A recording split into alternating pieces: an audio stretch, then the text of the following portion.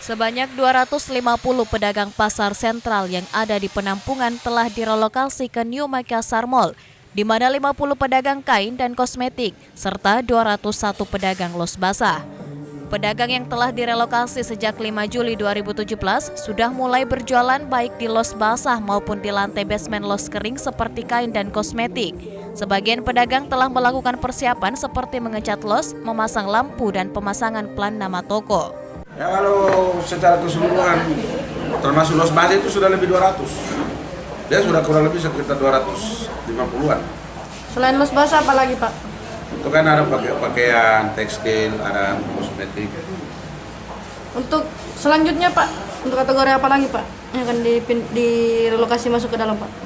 Pakaian, tekstil, kosmetik, dan lain sebagainya. Yang jelas dia sudah kering. Ada berapa jumlahnya, Pak? Kurang lebih sekitar 1.400-an. Jainul juga menambahkan bahwa pedagang yang akan direlokasi selanjutnya adalah pedagang kering yang telah membayar down payment atau DP atau uang muka kepada pihak pengembang.